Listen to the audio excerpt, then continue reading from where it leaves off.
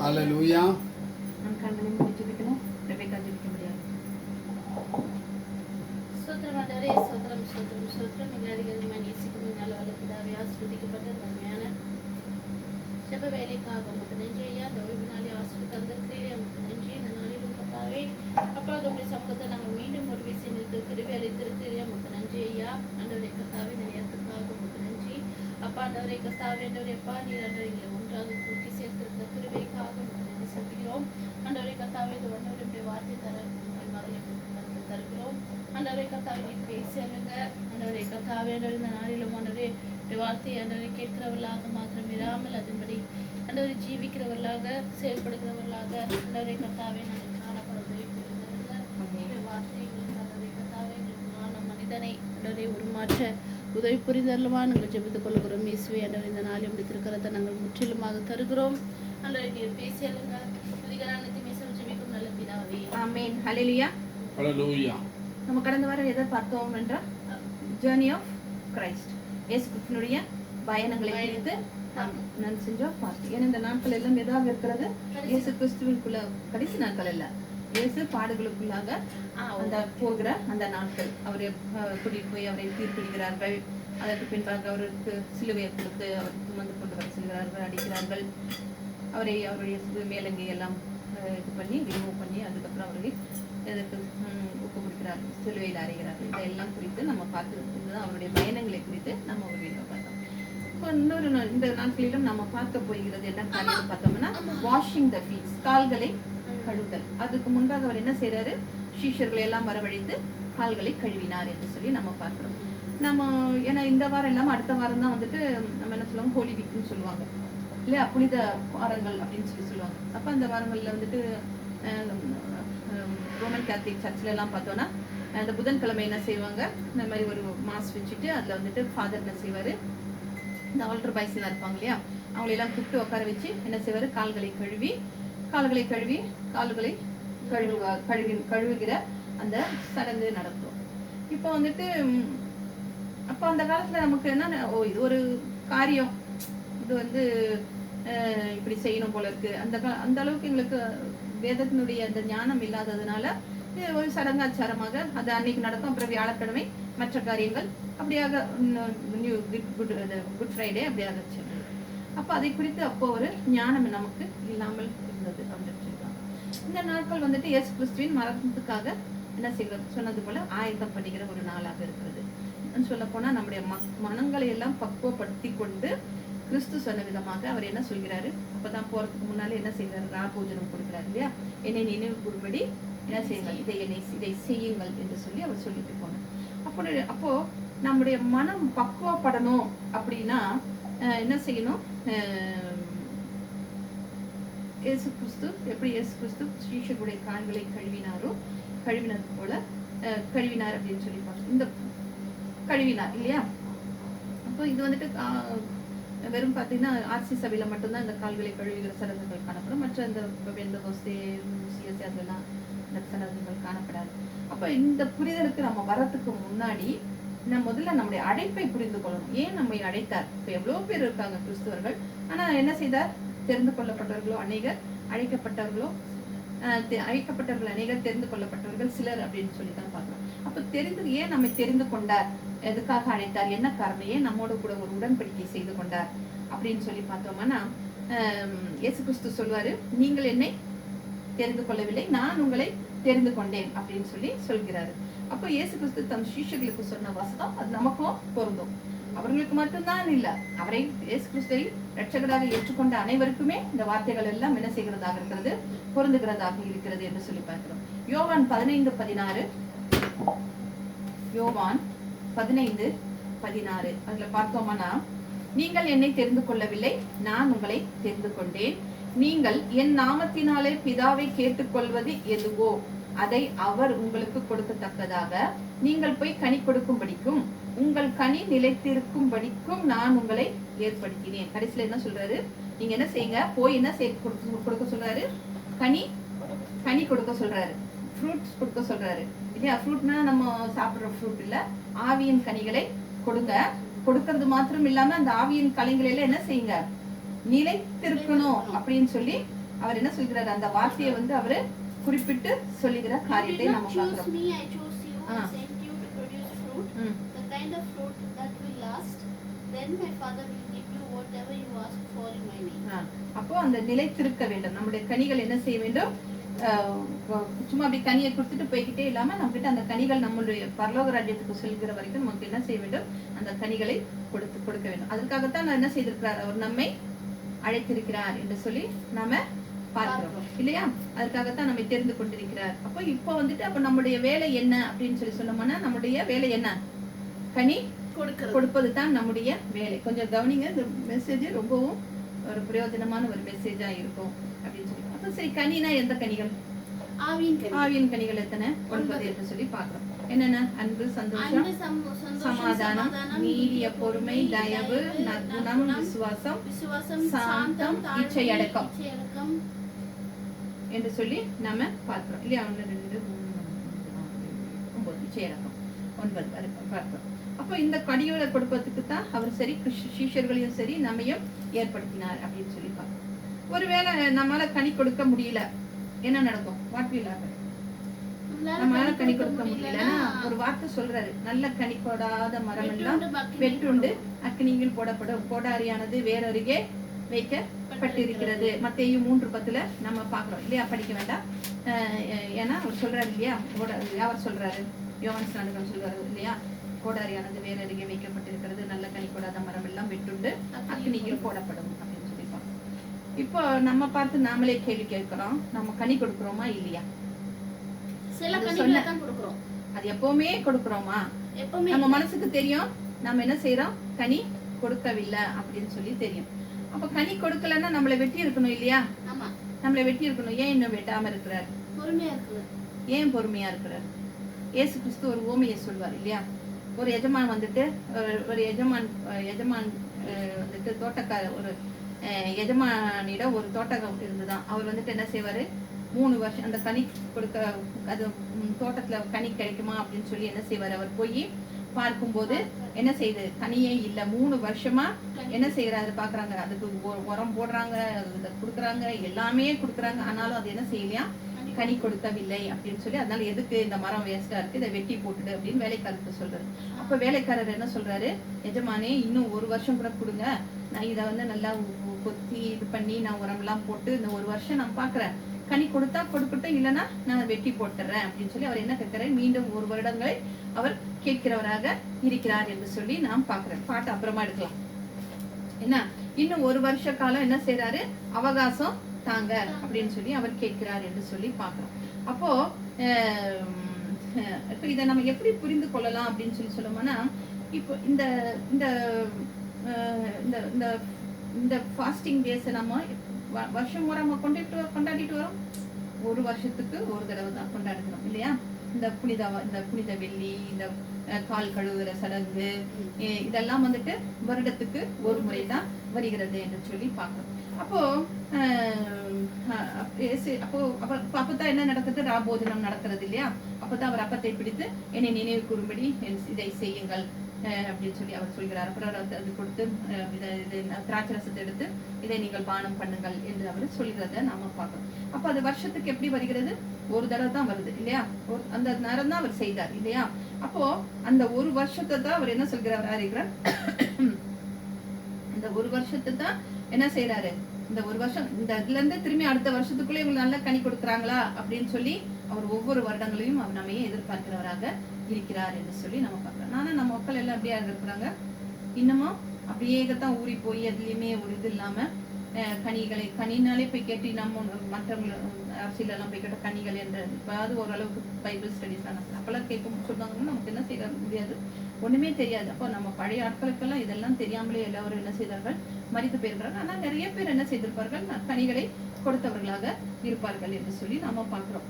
அப்போ அப்போ அப்போ அதுதான் அவர் கேட்கிறாரு, 1 வருஷம் டைம் கொடுங்க, இந்த வருஷத்துல இருந்து அடுத்த வருஷத்துக்குள்ள அவங்க கனி கொடுக்குறாங்களா பாக்கலாம் அப்படின்னு சொல்லி அவருக்கு என்ன செய்கிறவராக இருக்கிறார், கேட்கிறவராக இருக்கிறார் என்று சொல்லி பார்க்கிறோம். இப்போ அதனுடைய ஒரு பேசிக் காரியம் தான் என்ன பார்க்கிறோம், இந்த கால்களை கழுவுகிற காரியங்கள், இயேசு பாதங்களை கழுவுகிற காரியங்கள் தான் இந்த இதுக்கு வந்துட்டு ஒத்து வருகிறது என்று சொல்லி நம்ம பார்க்கணும். இப்போ இந்த கனி கொடுக்கிற இந்த கால்கள் கழுகுற காரியத்தெல்லாம் நம்ம கவனிச்சு பார்த்தோம்னா கனி கொடுக்கறது அப்படின்னா என்ன அப்படிங்கிறத நம்ம புரிந்து கொண்டோம்னா நம்முடைய வாழ்க்கையில நம்ம என்ன செய்வோம், கனிகளை கொடுக்க நம்ம ஆரம்பிப்போம். அந்த கனிகளை கொடுப்பதற்கு நம்ம ஆரம்பிப்போம். இப்ப கால்களை கழுவுதுன்னா நம்ம போய் யாரை போய் பார்ப்போம், நம்ம யாரையாவது காலை கழுவணும் அப்படின்னா என்ன செய்யணும், நம்ம போய் யாரையாவது பார்க்கணும். இப்ப இயேசு கிறிஸ்து யாருடைய, அவர் போய் யாரு, சீஷர்களுடைய கால், அவரை பார்த்து சீஷர்களை பார்த்து கால்களை கழுவினார் அப்படின்னு சொல்லி பார்க்கணும். சரி, இப்ப இந்த இயேசு கிறிஸ்து வருவதற்கு முன்பாக பழைய ஏற்பாட்டுல நம்ம வந்துட்டு யாரெல்லாம் கால்களை கழுவுவதற்கு தண்ணீர் தந்தார்கள் அப்படின்னு சொல்லி நம்ம பார்க்கலாம். யாருக்காவது ஞாபகம் இருக்கா? யாரெல்லாம் கால்களை கழுவுவதற்கு தண்ணீர் தந்தார்கள் பழைய ஏற்பாட்டுல? காலை கழுவுவதற்கு, கால்களை பாதங்களை கழுவுவதற்கு தண்ணீர்களை தந்தார்கள் என்று சொல்லி பார்த்தோம்னா முதலாக தந்தவர் ஆபிரகாமாக இருக்கிறார் என்று சொல்லி பார்க்கணும். முதல்ல யார் கால்களை கழுவுவதற்கு தண்ணீர் தருகிறார்னா ஆபிரகாம் என்று சொல்றோம். ஆபிரகாம் சொல்றேன் யாருக்கு தருகிறார் அப்படின்னு சொல்லி சொன்னோம்னா, அவர் வந்து அந்த மரத்தடியில உட்கார்ந்து இருக்கும் போது அவர் தூரத்தை பார்க்கும் போது யார் வருவாங்க?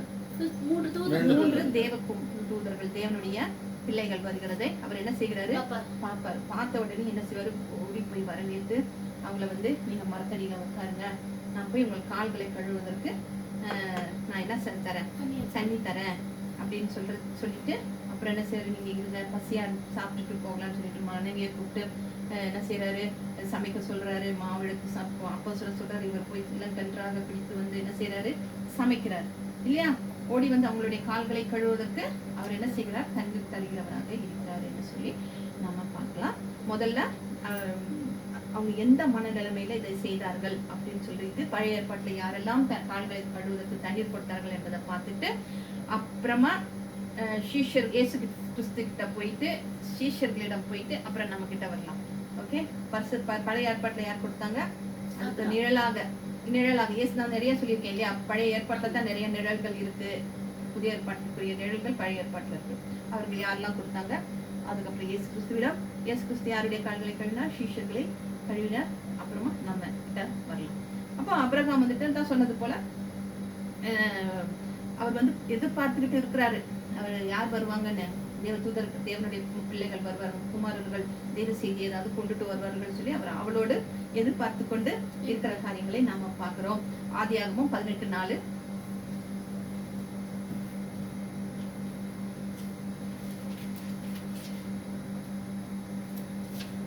ஆண்டவரே, உம்முடைய கண்களில் எனக்கு கிருபை கிடைத்ததானால் நீர் அடியேனை விட்டு கடந்து போக வேண்டாம், கொஞ்சம் தண்ணீர் கொண்டு வரட்டும், உங்கள் கால்களை கழுவி மரத்தடியில் சாய்ந்து கொண்டுங்கள், நீங்கள் உங்கள் இருதயங்களை திடப்படுத்த கொஞ்சம் அப்பம் கொண்டு வருகிறேன், அப்புறம் நீங்கள் உங்கள் வழியே போகலாம் என்று சொல்லி அப்புறம் என்ன சொல்றாரு, சாரா கிட்ட போய் நீ 3 படி மெல்லிய மாவு எடுத்து பிசைந்து அப்பம் சுடு, நான் மாட்டு மந்தைக்கு ஓடி ஒரு நல்ல இளங்கன்றை பிடித்து வேலைக்காரன் கையில் கொடுத்து அதை சீக்கிரமாக சமைத்தார் என்று சொல்லி நாம பார்க்கிறோம். அப்போ ஏன் கால்களை கழுவ தண்ணீர் கொடுக்கணும், அது அவசியமா? ஏன் அவசியமானா, இன்னைக்கு நம்ம வீட்டுக்கு யாராவது வந்தாங்கன்னா நம்ம கால்களை கழுவ தண்ணி கொடுக்குறோமானா இல்ல. ஆனா பழைய காலத்துல எல்லாம் எல்லாருமே வீட்டுக்குள்ள முன்னால என்ன செய்வாங்க, கால்களை கழுவிட்டு, ஏன்னா வெளியெல்லாம் போயிட்டு வர்றதுனால கால்கள் எல்லாம் என்னவா படிந்திருக்கும், தூசிகள் எல்லாம் படிந்திருக்கும், அழுக்கு படிந்திருக்கும் அப்படின்னு.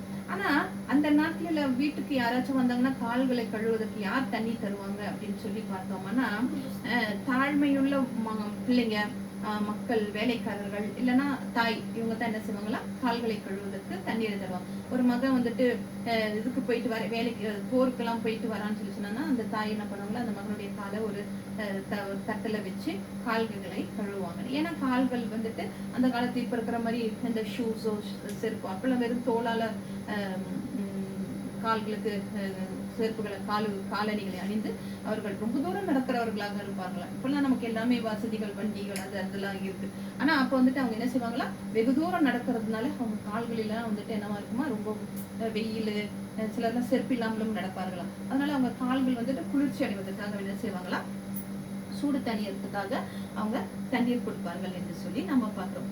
தண்ணீர் கொடுப்பது என்பது என்னதான், ஒருத்தவங்க வரும்போது நிறைய வீட்டெல்லாம் போனீங்கன்னா முதல்ல போனதுமே குடிக்கிறதுக்கு தண்ணி கொடுப்பாங்க, பார்த்துருக்கீங்களா? ஏன்னா கழிச்சு போய் வருவாங்க அப்படின்னுட்டு போனதுமே எல்லார் வீட்லையுமே நம்மளும் கொடுக்கறது இல்லை. ஆனால் சில இந்த சிந்திக்காரங்க வீட்டுக்கெல்லாம் போனோம்னா முதல்ல அவங்க வைக்கிறது எதா இருக்கும், தண்ணியாக தான் இருக்கும். ஏன்னா தாகத்தை முதல்ல தீர்ப்பதற்காக. அப்போ தண்ணீர் கொடுப்பது அப்படிங்கிறது என்னவா, ஒரு தாழ்மைக்கும் ஒரு சேவைக்கும் உள்ள ஒரு அடையாளம் என்று சொல்லி நம்ம பார்க்கலாம். அப்போ ஆபிரகாம் இவங்களை பார்த்து ஓடிச்சிட்டு தண்ணீரை கொடுத்து என்ன செய்யறாரு, உபசரிக்கிறார். உபசரிக்கிறதுன்னும் போது நம்ம என்ன சொல்றோம், ஹாஸ்பிட்டாலிட்டி அப்படின்னு சொல்லி நம்ம சொல்றோம் இல்லையா, ஒரு உபசாரம், ஹாஸ்பிட்டாலிட்டி என்று சொல்லி. அப்போ தேவ தூதர்களுக்கு அவர் என்ன செய்கிறவராக இருக்கிறார், உபசரிக்கிறவராக இருக்கிறார் என்று சொல்லி நம்ம பார்க்கிறோம். ஏன்னா ஆபிரகாம்ல இருந்து நம்ம பார்த்தோம்னா தான் இயேசு கிறிஸ்துக்கிட்ட வரும்போது நமக்கு சரியாக இந்த காரியம் என்ன அப்படிங்கிறது புரியும். அப்ப இந்த காரியத்துல பார்க்கும்போது ஆபிரகாம் கனிகளை கொடுத்தாரா, ஆவிகளின் கனிகளை கொடுத்தாரா? என்னது அப்புறம் இந்த விஷயத்துல அவங்களுக்கு கனிகளை கொடுத்தார். என்ன அப்படின்னு சொல்லி பார்த்தோம்னா கால்களை கழுவதற்கு தண்ணீர் தராரு. அப்போ ஆபிரகாம் கிட்ட என்ன இருந்தது, அன்பு இருந்தது. அப்புறம் ஆபிரகாம் சந்தோஷப்பட்டாரா? ஆமா, அவங்க வந்ததுனால அவர் சந்தோஷப்பட்டார். அப்ப அவர்கிட்ட என்ன சந்தோஷம் இருந்தது. அவருடைய மன நிலைமை எப்படி இருந்தது, சமாதானமாக இருந்தது. அப்புறம் வந்துட்டு அந்த நேரத்துல வந்து அவர் எதுக்காக எதிர்பார்த்து காத்து கொண்டிருக்கிறார், அவரும் சாராலும் யாருக்காக எதிர்பார்த்து காத்துட்டு இருக்காங்க, ஒரு பிள்ளைக்காக எதிர்பார்த்து இருக்காங்க இல்லையா. அப்போ ஒரு பொறுமையாக இருந்தாரா, நீடிய பொறுமையா இருந்தாரா, நீடிய பொறுமையோட அவரு அந்த அவங்க ஏதாவது தெய்வ செய்தி கொண்டுட்டு வருவாங்களா, அப்பதானே அவங்க வந்து சொல்றாங்க, நாங்க போய் அடுத்த தடவை வரும்போது நீ ஒரு மகன் உனக்கு இருப்பான் அப்படின்னு சொல்லி அவங்க சொல்லி, அப்ப நீடிய பொறுமையோட அவர் இருந்தாரு என்று சொல்லி நம்ம பாக்குறோம். அப்போ அவங்க வரும்போது அவ்வளவு தயவோட அவர் என்ன செய்கிறாரா இருக்கிற தயவு வந்துதான். அப்புறம் அவருடைய ஜனங்களுக்கு ரொம்ப முக்கியத்துவம் கொடுக்குறாரு. அந்த நற்குணம் இருந்தது, விசுவாசம் இருந்தது. அவங்க வந்ததுமே நீங்க எவ்வளவு நாள் வரல, எவ்வளவு நாள் உங்களுக்காக பொறுமையா காத்துட்டு இருக்கிறது, இவ்வளவு நாள் லேட்டா வந்தீங்களா அப்படின்லாம் அவர் ஏதாவது பேசினாருன்னா எதுவுமே இல்லை. ரொம்பவும் பொறுமையோட அவர் சாந்தத்தோட நிச்சயார்த்தத்தோட அவர் இருந்தார் என்று சொல்லி நம்ம பார்க்கிறோம். அப்போ அவர்தான் அவரை அறியாமலேயே என்ன எதை தந்தார், ஆவியின் கனிகளை தந்தார் என்று சொல்லி பார்க்கிறோம். அப்புறம் ஆபிரகாமுக்கு அடுத்ததாக யாரு கனிகளை கொடுத்தார், யார் தண்ணீர் கால்களை கழுவ தண்ணீர் கொடுத்தார் அப்படின்னு சொல்லி பார்த்தோம்னா லோத்து. லோத் வந்துட்டு கால்களை கழுவதற்கு தண்ணீர் தார். இப்ப ஆபிரகாம் வீட்டுக்கு எத்தனை பேர் இருந்தாங்க, 3 பேர் வந்தாங்க. அதுல ஒருத்தர் வந்து ஆபிரகாம் வீட்லயே தங்கிட்டாரு, அங்கேயே இருந்துட்டாரு. ஆனா லோத்தோட இடத்துக்கு போனவங்க வந்து 2 பேர் தான் லோத்தோட இடத்துக்கு போறாங்க. அவங்க போறாங்க, லோத்துவை சந்திக்க போறாங்க. அவர் வந்துட்டு லோத் வந்துட்டு ரொம்ப சோகமா என்ன செய்யறாரு, சோதம் குமாரோட உட்காந்துட்டு இருக்கிறாரு. அப்போ ஏன்னா அந்த இடம் வந்துட்டு பாவம் நிறைந்த ஒரு ஊர் அப்படின்னு சொல்லி பார்த்தோம். இவங்களை பார்த்த உடனேயே லோத் என்ன செய்ய ஓடி வந்து முகம் குப்புற அவங்க பாதத்துல, அவங்களுடைய 2 பேருடைய பாதத்துல விழுந்து வீட்டுக்கு வர சொல்லி ரொம்ப கட்டாயப்படுத்துறாரு. ஆனா அவங்க என்ன சொல்றாங்க, நாங்க வரமாட்டோம்னு சொல்லிட்டு என்ன செய்யறாங்க, நாங்க எங்க வெளியவே நாங்க தங்கிக்கிறோம் அப்படின்னு சொல்லி அவங்க சொல்றாங்க. இதை பார்ப்பதற்கு முன்பாக ஒரு ஒரு கேள்வி. ஆபிரகாம் வந்துட்டு தேவ செய்தியை கொண்டு வந்த தூதர்களுக்கு அவங்க வந்து நல்ல செய்தியை கொண்டுட்டு வந்தாங்க. அதனால அவர் என்ன செய்யறாரு, பணிவிட செய்யறாரு. இப்போ லோத்து இடத்துல வந்தோம்னா ஏன்னா அவருக்கு வந்துட்டு அவருடைய வீட்லயே உபசரிக்கிறாங்க. இப்போ லோத்து கிட்ட வரும்போது அவங்க லோத்து எங்க உபசரிக்கணும், வீட்டுல தான் உபசரிக்கணும். ஆனா லோத் எந்த மாதிரி உலகத்துல வாழ்றாரு, தீமையான உலகத்துல, பாவம் நிறைந்த உலகத்துல. அப்ப நம்ம எந்த உலகத்துல வாழ்ந்துட்டு இருக்கோம், நம்மளும் வந்துட்டு பாவமான உலகத்துல தான் இருக்கிறோம். அப்போ இந்த உலகத்துல தான் நம்ம என்ன செய்ய வேண்டும், உபசரிக்கணும். அதை விட்டுட்டு நான் தேவனுடைய ராஜ்யத்துக்கு வந்ததுக்கு அப்புறமா நான் உபசரிக்கிறேன் அப்படின்ட்டுலாம் நம்மளால சொல்ல முடியாது. இப்போ நமக்கு கொடுத்திருக்கிற இந்த காலத்துல தான் நம்ம என்ன செய்ய வேண்டும், இந்த ஆவியின் கனிகளை நம்ம கொடுக்கணும். எப்படி லோத்து வந்துட்டு அந்த பாவம் நிறைந்த உலகத்துல வாழ்ந்தோம், அது போலத்தான் நம்மளும் என்ன செய்யறோம், இந்த பாவம் நிறைந்த உலகத்துல நம்ம வாழ்ந்துகிட்டு இருக்கிறோம் அப்படின்னு சொல்லி பார்க்கிறோம். ஆதியாகமம் 19:2 அவர் சொல்றாரு, ஆண்டவன்மார்களே அடியேனுடைய வீட்டு முகமாய் நீங்கள் திரும்பி உங்கள் கால்களை கழுவி ராத்தங்கி காலையில் எழுந்து பிரயாணப்பட்டு போகலாம் என்றார். அதற்கு அவர்கள் அப்படியல்ல, வீதியிலே தங்குவோம் என்று சொல்லி அவங்க. அப்புறம் கடைசியா என்ன பண்றாரு, வலுக்கட்டாயமாக அவர் வந்து செய்யறாரு, வீட்டுக்கு கூப்பிட்டு போயிடுறாரு அப்படின்னு சொல்லி பார்க்கலாம். அப்போ நம்ம வந்துட்டு அவர் எந்த உலகத்துல உபசரிக்கிறார், அவர் வந்துட்டு எங்க உபசரிச்சாரு, தேவனுடைய தூதர்களை உபசரிச்சார் அப்படின்னு பாக்குறோம். இவர் வந்து இந்த தீய உலகத்துல அவர்களை உபசரிச்சார் என்று சொல்லி பாக்குறோம். இங்கவும் லோத்து வந்துட்டு ஆவியின் கனிகளை கொடுத்தாரானா, அவரும் ஆவியின் கனிகளை கொடுத்தாரு. ஏன்னா அவங்க வந்த உடனே ஓடி போய் அவங்க காலில் விழுந்து அவங்கள வணங்கி வந்து எங்க வீட்டுல வந்து தங்குங்க அப்படின்னு சொல்லி வருந்தி கேட்டு, அவங்க என் பொண்ணுங்களை வேணாலும் ஏதாவது பண்ணட்டும், நீங்க வாங்க எங்க வீட்டுக்குள்ள வந்து நீங்க பத்திரமா இருங்க, என் பொண்ணுங்களை வேணா அந்த அளவுக்கு அவர் என்ன செய்தாரு, தாழ்மையாக நடந்து கொண்டார் என்று சொல்லி நம்ம பார்க்கணும். இப்போ லோத்துக்கும் ஏன்னா ஆபிரகாமுக்கு தெரியும் இவர் தேவதூதர்கள் தான் வராங்க, அதே மாதிரி தான் லோத்துக்கும் தெரியும் இவங்க தேவதூதர்கள் அப்படிங்கறது அவங்க 2 பேருக்குமே தெரியும். இப்ப 2 பேருக்குமே தேவதூதர்கள் அப்படின்றதுனால உபசரிச்சாங்க. ஆனா ஒருத்தர் இருக்கிறாரு, அவர் வந்துட்டு ஆபிரகாமுக்கு இன்னொரு சொந்தக்காரர். அவர் யார் அப்படின்னு சொல்லி பார்த்தோம்னா எலியாசர் தெரியும் இல்லையா? யார் எலியாசர் தெரியாதா? ரெபெக்காளுக்கு ஆபிரகாம் சொல்லுவார் இல்லையா, என் பையனுக்கு பொண்ணு பார்க்கணும் அப்படின்னு சொல்லும்போது எலியாசர் போவார் இல்லையா, என் ஒட்டகத்துக்கு யார் தண்ணி தராங்களோ அவங்க தான் அவர் வந்துட்டு அவரும் வேலைக்காரர் தான் அவரு. அப்போ எலியாசர் என்ன செய்யறாரு, ஆனா அவரு தெரியாது இதுதான் ரெபெக்காலோட அண்ணன் பொண்ணு அப்படிங்கறது அவருக்கு தெரியாது. அவர் போறாரு, அவங்க தண்ணி குடுக்குறாங்க, வீட்டுக்கு வாங்கன்னு சொல்லி ரெபெக்கா கூப்பிடுறாங்க. வீட்டுக்கு போனோன்னா அவங்க அப்பா கிட்ட சொல்றாங்க, இவங்க வந்தாங்க, நான் கூட்டிட்டு வந்தேன், வீட்டுக்கு வாங்க, இத்தனை ஒட்டகம் வச்சிருக்கீங்க, தீனி கொடுக்குறேன்னு வைக்கோல் எல்லாம் கொடுக்குறேன்னு சொல்லி நான் கூட்டிட்டு வந்தேன். அப்ப லாபானுக்கும் தெரியாது எலியாசர் யாரு, எங்க இருந்து வராரு அப்படிங்கிறது தெரியாது. அதுக்கு பின்பாக விசாரிக்கும் போதுதான் தெரியும், இங்க இருந்தார் இடத்துல இருந்து நான் வரேன் அப்படின்னு சொல்லும் போதுதான் அவருக்கு தெரிகிறதாக இருக்கிறது. அப்ப தெரியாமலேயே என்ன செய்தாங்க, உபசரித்தார்கள் என்று சொல்லி நாம பாக்குறோம். யாரு? லாபான் என்ன செஞ்சாரு, தெரியாமலேயே வந்துட்டு என்ன செய்தாரு, உபசரித்தார் என்று சொல்லி நாம பாக்குறோம். லாபான் வந்துட்டு என்ன செய்தாரு, தெரியாமலேயே உபசரித்தார் என்று சொல்லி நாம பார்க்கிறோம். என்ன ஓகே, உபசரித்தார் என்று சொல்லி நம்ம பாக்குறோம். அப்போ அப்புறம் எலியாசர் கூட எத்தனை கேமல்ஸ் வந்தது? 10 ஒட்டகம் வந்துதான் அவர் கூட. 10 ஒட்டகத்தையும் எலியாசர் ஒருத்தரையவா கூட்டிட்டு வந்திருப்பாரு? இல்ல, கூட என்ன செய்திருப்பாங்க, வேலைக்காரர்கள் வந்திருப்பாங்க அப்படின்னு சொல்லி நம்ம பாக்குறோம்.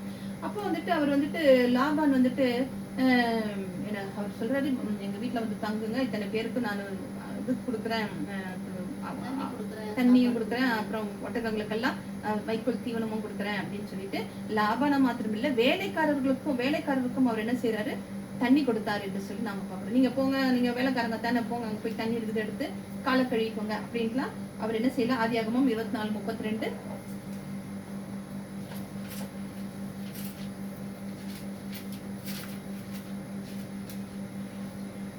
Abraham's servant went home with Laban, where Laban's servant unloaded his camels and gave them straw and feed.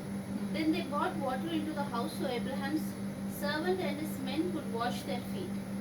அப்பொழுது அந்த மனிதன் வீட்டுக்கு போனான். லாபான் ஒட்டகங்களின் கட்டுகளை அவிழ்த்து ஒட்டகங்களுக்கு வைக்கோலும் தீவனும் போட்டு அவனும் அவனோடு வந்தவர்களும் தங்கள் கால்களை கழுவும் கொள்ள தண்ணீரை கொடுத்தான். லாபானும் ஒரு பெரிய மனிதனாகத்தான் அந்த தேசத்துல இருந்தார் என்று சொல்லி பார்க்கிறோம். அவரே என்ன செய்யறாரு, ஒட்டகங்களுக்கு தீவனம் கொடுக்குறாரு, வந்தவங்களுக்கு கால் கழுவ தண்ணீர் கொடுத்தாரு என்று சொல்லி நாம பாக்குறோம் அப்படின்னு சொல்லி பாக்குறோம். இப்ப இந்த இடத்துல இவங்க எல்லாம் என்ன செய்றாங்க, யாருடைய குணலட்சணங்களை இவர்கள் வெளிப்படுத்துகிறார்கள் என்றால் இயேசு கிறிஸ்துவினுடைய அந்த குணலட்சணங்களை அவர்கள் வெளிப்படுத்துகிறார்கள் என்று சொல்லி பார்க்கிறோம். அப்போ அவர் எப்படி செய்யறாரு, உண்மையான மனதோடு செய்யறாரு. முதல்ல யாருன்னு தெரியாமலேயே அவர் என்ன செய்கிறவராக இருக்கிறார், எல்லா காரியங்களையும் அவர் செய்கிறவராக இருக்கிறார் என்று சொல்லி பார்க்கிறோம். அப்போ முழு மனதுடனும் உண்மை தன்மையுடனும் அவர் என்ன செய்கிறாரு, காரியங்களை செய்தார் என்று சொல்லி நாம பார்க்கிறோம். ஹல்லேலூயா, ஸ்தோத்திரிக்கிறோம் அப்பா. அடுத்ததாக 4வது வந்துட்டு யார சொன்ன, முதல்ல வந்துட்டு ஆபிரகாம், லோத்து, அடுத்ததாக லாபான். 4வதாக இப்ப வந்துட்டு ஓகே, இவராவது வந்துட்டு ரெபெக்காவுடைய அண்ணன் சொந்தத்துல வர்றதுனால ஓகே, அதுவும் ஒரு விதத்துல தெரிஞ்சவங்களா ஆயிடுறாங்கன்னு வச்சுக்கோ. இன்னொருத்தவங்க வந்துட்டு தன்னை விரோதித்தவங்களுக்கு உதவி செய்தது யார், தன்னை விரோதித்தவங்களுக்கு இந்த மாதிரி கால்களை கொள்வதற்கு அவங்களுக்கு உதவி செய்தவர் யாருன்னா, அடுத்ததாக யார்,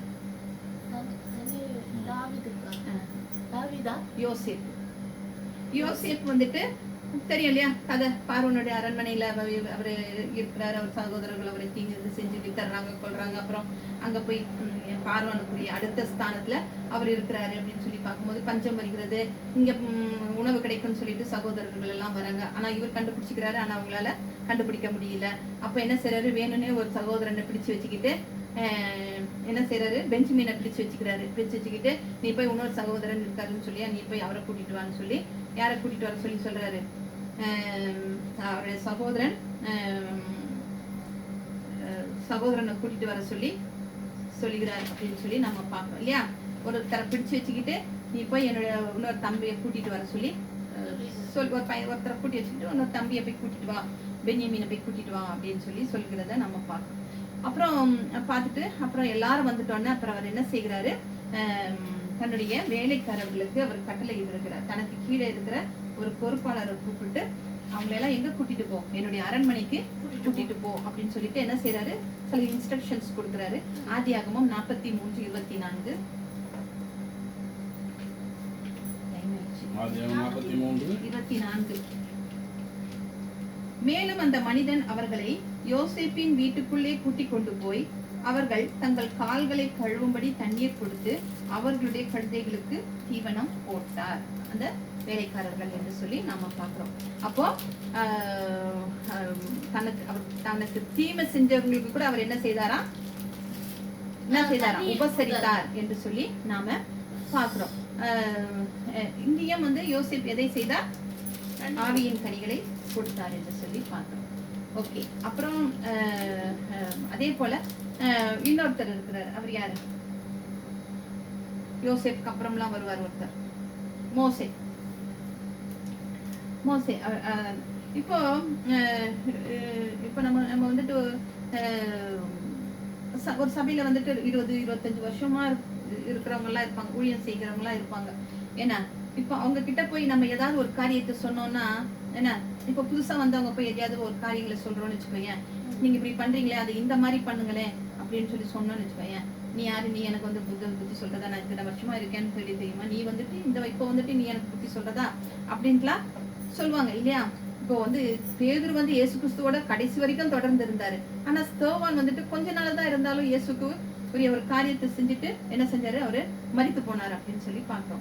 ஆனா நம்ம எப்போ வந்தோம் அப்படிங்கறது முக்கியம் இல்ல, என்ன செய்யறோம் அப்படிங்கிறது தான் ரொம்ப முக்கியமாக இருக்கிறது என்று சொல்லி நாம பாக்குறோம். அப்போ யார் ரொம்ப தாழ்மையா இருக்காங்களோ அவங்க கிட்ட தான் கர்த்தர் என்ன செய்கிறவராக இருக்கிறார், பேசுகிறவராக இருக்கிறார் என்று சொல்லி பார்க்கிறோம். அப்போ தனக்கு தாழ்மையா தாழ இருக்கிறவங்களுக்கு கூட கால்களை கழுவ மோசே தண்ணீரை கொடுத்தாரு என்று சொல்லி எங்க பார்த்தோம்னா, ஆசாரிப்பு கூடாரத்துல அவர் என்ன செய்யறாரு, தேவன் ஒரு திட்டத்தை சொல்றாரு, போய் நீ ஆரோனையும் அவர் குமாரனையும் நீ என்ன செய்ய, அபிஷேகி பிரதிஷ்டை செய்யி அப்படின்னு சொல்லி சொல்றாரு. அப்போ அவங்க ஆசாரிய ஊழியத்துக்கு அப்பதான் அவங்க என்ன செஞ்சு அந்த ஆசாரிய ஊழியத்துக்கு வர முடியும் அப்படின்னு சொல்லி சொல்லும்போது அப்போ அவங்களை என்ன செய்வாரு, அபிஷேகம் பண்ணுவாரு. மோசே வந்துட்டு அவ்வளவு பெரியவர். அப்போ வந்துட்டு எப்படி பிரதிஷ்டை பண்ணுவாங்கன்னா, தலையிலிருந்து கால் வரைக்கும் தண்ணியை ஊத்தி அவங்களை கழுவணுமா. அப்போ கால்களை வந்துட்டு அவர் என்ன செய்தாராம், குனிந்து கழுவினார் என்று சொல்லி நம்ம பார்க்கிறோம். யாரு, மோசே. யாத்திராகமம் 29:4. 9:4. Bring Aaron and his sons to the entrance of the sacred tent and tell them to wash themselves. ஆரோனையும் அவன் குமாரரையும் ஆசரிப்பு கூடாரத்தின் வாசல் முன்பாக சேர பண்ணி அவர்களை தண்ணீரினால் கழுவி என்று சொல்லி நாம பார்க்கிறோம். தண்ணீரினால் கழுவினார் என்று சொல்லி நாம பார்க்கிறோம். அப்போ இப்போ இதே நம்ம வந்துட்டு ஏதாவது ஒரு சபையில இந்த மாதிரி செய்யறாங்கன்னா, நீங்க எல்லாம் இப்ப வந்துட்டு உங்க கால்களை எல்லாம் நாங்க கழுவணுமா கொள்ளணுமா அப்படின்ட்டுலாம் என்ன செய்வாங்க, கேள்விகள் எல்லாம் கேட்பாங்க இல்லையா. ஆனா அவர் எதுவுமே சொல்லாம அவர் என்ன செய்தாரு, கால்களை கழுவினார் என்று சொல்லி நாம பார்ப்போம். ஒரு தலைவராக இருந்தாலும் என்ன செய்யற, இந்த பணிவை காண்பிக்கிறார் என்று, தலைமைத்துவத்தை காண்பிக்கிறார் என்று சொல்லி நம்ம பார்ப்போம். இப்ப இவங்க எல்லாம் ஆம்பளைங்களா பார்த்து, ஒரே ஒரு சகோதரி மட்டும்தான் கால்களை கழுவுறோம். உங்க கால்வையும் கழுவுவேன், உங்க சேவகருடைய கால்களையும் நான் கழுவுவேன்னு சொல்லி ஒரே ஒரு ஸ்திரீ மட்டும் சொன்னாங்க. அவங்க யாரு இருக்காங்களா, அவங்க பேர் வந்துட்டு அபிகேல். அபிகேல்னு பாக்குறோம். யார் அந்த அபிகேல்னு தெரியுங்களா? அதாவது நாபாலை பத்தி படிச்சிருப்போம் இல்லையா.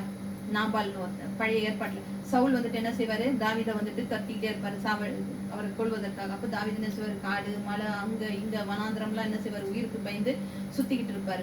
அப்போ அவருக்கு அங்க வந்துட்டு நாபால் அப்படிங்கிறவருடைய ஆடுகள் எல்லாம் எப்பவும் வனாந்தரத்துல மேய்ஞ்சிட்டு இருக்கும் போது திருடர்கள் எல்லாம் அந்த ஆடுகளை பிடிக்கிறதுக்கு எப்பவும் திருடிட்டு போறதுக்கு வருவாங்க. அப்போ தாவீதும் அவங்க கூட இருந்த சேவகர் எல்லாம் என்ன செய்வாங்க, அந்த திருடர்கள் எல்லாம் அடிச்சு போட்டு ஆடுகளை எல்லாம் காப்பாத்தி கொடுப்பாங்க. யாரு கொடுப்பாங்க. அப்போ இதெல்லாம் செஞ்சு இதெல்லாம் அவர் செய்வாங்க. அப்போ சவுல் நினைப்பாரு, தாவீது நினைப்பாரு, நம்ம தான் இத்தனை ஆடுகளை எல்லாம் காப்பாத்தி கொடுத்துருக்குறோம்ல, அப்போ நமக்கு சாப்பிடறதுக்கு அவங்களுக்கு எதுவுமே இல்லை. அப்போ சரி நம்ம போய் கேட்டோம்னா நமக்கு ஏதாவது சாப்பிடறதுக்கு கொடுப்பாங்க அப்படின்னு சொல்லிட்டு நாபால்கிட்ட போய் கேட்கும்போது, நாபால் ரொம்ப ஒரு மாதிரி தெனாவட்டா என்ன செய்வாரு, யார் அது தாவீது, எனக்கு அவரெல்லாம் யாருன்னு எனக்கு தெரியாது அப்படின்னு சொல்லி ஒரு மாதிரி ரொம்ப இதா பேசிட்ட உடனே அப்போ தாவீதுக்கு ரொம்ப கோவம் வந்துடும்.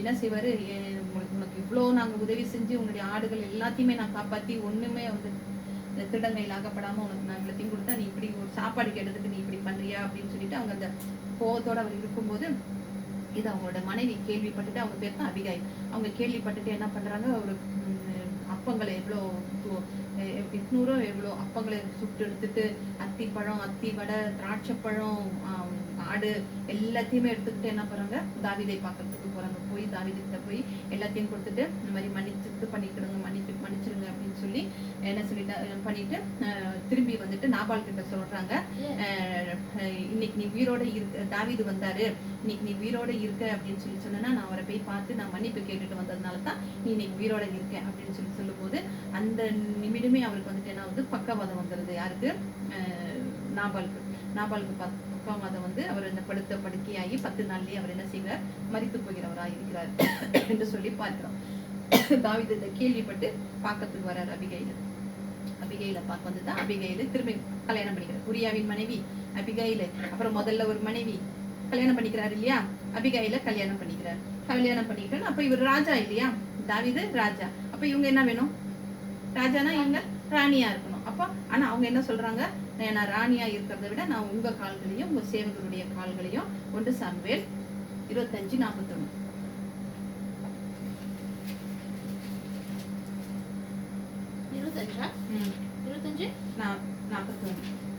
அவள் எழுந்திருந்து தரை மட்டும் முகம் குனிந்து, இதோ நான் என் ஆண்டவனுடைய ஊழியக்காரரின் கால்களை கழுவத்தக்க பணிவிடைக்காரியாகிய அவருடைய அடியாள். என்ன போட்டுருக்கு, 41 தானே. She bowed down and said, I would willingly be David's slave and wash his servants' feet. என்ன சொல்றாரு, நான் வந்துட்டு உங்களுடைய ஊழியக்காரருடைய கால்களை கழுவத்தக்க பணிவிடைக்காரியாகிய என்னது அவருக்கு அவருடைய அடியாள் அப்படின்னு சொல்லி அவங்க ஒரு ராணியா கூட இருக்கா, நான் இல்ல, நான் ஊழியக்காரருடைய கால்களை கழுவுவதற்கு நான் இதாக இருக்கேன் அப்படின்னு சொல்லி அவர் சொல்கிறார். இப்போ இயேசு கிறிஸ்து கடைசியா, இப்ப நம்ம இதெல்லாம் முடிச்சோம் இல்லையா, இப்ப இயேசு கிறிஸ்து கிட்ட வரலாம். இயேசு கிறிஸ்து கடைசியா போக வேண்டிய பஸ்கா, அதுக்காக அவரு ஆயத்தமாக இருக்கிறார் அப்படின்னு சொல்லி எங்க ஆயத்தப்படுறாங்க எல்லாரும், மேல் வீட்டு அறையில இல்லையா, பெந்தகோஸ்தே அறையில அவங்க என்ன செய்யறாங்க, எல்லாரும் அமர்ந்திருக்காங்க இல்லையா, ராபோஜனம் நடக்குது இல்லையா, மேஜையில அமர்ந்திருக்காங்க. அப்ப பார்க்கும்போது அங்க ஒரே சண்டை நடக்குது. எதுக்கு, என்னத்துக்கு சண்டை நடக்குது, என்ன சண்டை போகுது, சீஷர்கள் எல்லாம் ராபோஜன மேஜையில அமர்ந்திருக்கும் போது, மேல் வீட்டு அறையில அமர்ந்திருக்கும் போது பெரியவர் அப்படின்னு சொல்லி என்ன செய்யறாங்க, அவங்களுக்குள்ள சண்டை போடுறாங்க.